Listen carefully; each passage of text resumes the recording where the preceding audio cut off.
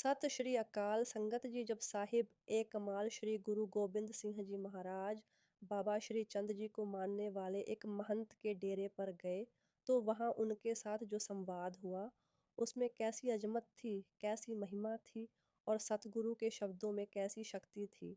आइए इस पावन कथा को श्रद्धा के साथ श्रवण करें। अंत में एक लंबा सफर तय करके गुरु महाराज जब ऊंच के पीर के वेश में हेहर गांव पहुंचे, वहां महंत कृपाल का बहुत बड़ा डेरा था। उसके सैकड़ों चेले चाटड़े थे। जब उसने ऊंच के पीर को अपने डेरे आते देखा तो उसने गुरुजी और उनके सेवकों की खूब सेवा की, लेकिन वह पहचान ही नहीं पाया कि ये ऊंच के पीर वास्तव में स्वयं गुरु गोबिंद सिंह जी महाराज हैं। महंत कृपाल उस समय अपने आप को बहुत बड़ा पीर समझता था और ऐश आराम की जिंदगी जी रहा था। जब उसे पता चला कि ऊंच के पीर उसके डेरे आए हैं तो उसने सोचा कि यह मुसलमान हाकिमों को खुश करने का अच्छा मौका है। वह स्वयं गुरुजी से मिलने आया और उनके पलंग के पास बैठ गया। गुरुजी के चरण छूकर अपने माथे से लगाया और बोला, पीर जी, आपके आने में कोई तकलीफ तो नहीं हुई? मेरे बड़े भाग्य हैं कि आपने मुझे दर्शन दिए। आज मेरे चेले और हम सब बहुत खुश हैं। आपके चेहरे का नूर हमसे सहा नहीं जाता। आप तो खुदा का ही रूप लगते हो। गुरु महाराज, जो ऊंच के पीर बने हुए थे, मुस्कुराकर बोले, महात्मा जी, यह तो आपकी कृपा है कि आप हमारे जैसे मामूली पीर को इतना बड़ा दर्जा दे रहे हैं। आपके डेरे की बहुत महिमा सुनी थी, इसलिए मन बनाया कि आपके मुरीदों से मिलें और एक महात्मा के दर्शन करें। आपसे मिलकर हमारा मन बहुत प्रसन्न हुआ है। उस समय भाई दया सिंह जी, भाई धर्म सिंह जी और भाई मान सिंह जी साथ थे, लेकिन महंत कृपाल को न गुरु के सिखों की पहचान हुई और न ही सतगुरु की। गुरु महाराज बोले, हम चाहते हैं कि आपके डेरे में कुछ समय ठहर कर विश्राम कर लें। बहुत लंबा सफ़र करके आए हैं, थक गए हैं। महंत बोला, पीर जी, मेरे धन्य भाग्य हैं। जितने दिन चाहे यहाँ ठहरिए, किसी चीज़ की कमी नहीं होगी।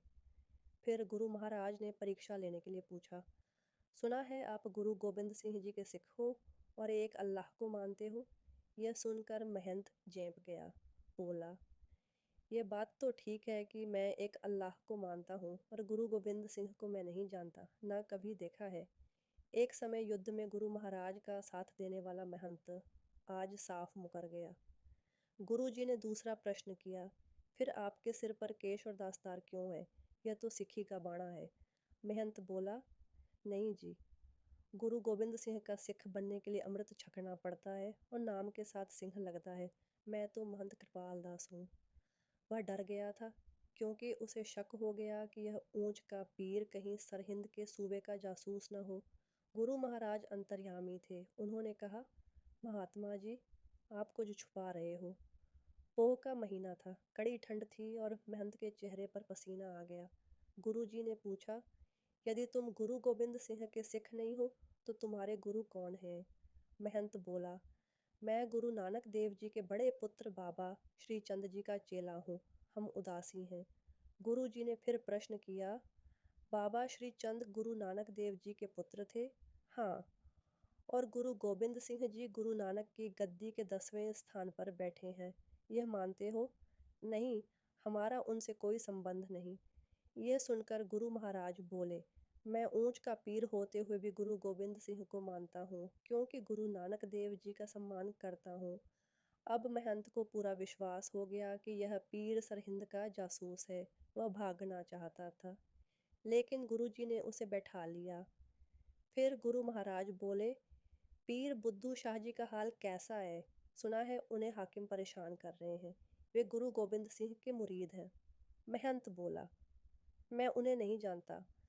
तब गुरु महाराज ने अपना स्वरूप प्रकट किया और कहा, तू मुझे पहचान नहीं पाया।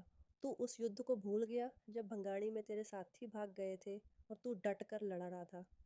तू पीर बुद्धू शाह को भूल गया, जिसे हमने सरोपा दिया था और आधी दास्तार तुझे भी दी थी। ये सुनते ही महंत के होश उड़ गए।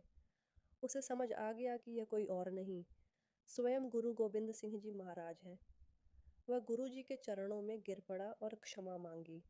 गुरु महाराज बोले, जो मृत्यु से डरता है वह जीवित कैसे कहलाता है? सिख तो मौत को ललकारते हैं। उन्होंने समझाया, गुरु नानक साहिब का सिद्धांत है, खाल खाए किचू हथों दे, किरत करो ईमान से जियो, किसी पर बोझ मत बनो। महंत का हृदय बदल गया। उसने विनती की, महाराज, मुझे सच्चा सिख बनने का मार्ग दिखाइए। गुरु महाराज ने अमृत वेले की महिमा, नाम सिमरन और सच्चे जीवन का उपदेश दिया। फिर महंत और उसके साथी गुरु जी का पलंग उठाकर आगे चले। पलंग एक ओर से नीचा था। गुरु जी ने कहा, तू भी लंबा हो जा।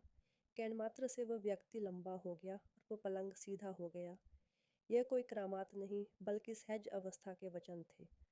आगे चलते समय पलंग हवा में तैरने लगा। कहारों को कोई भार महसूस नहीं हुआ। सब विस्मय में पड़ गए।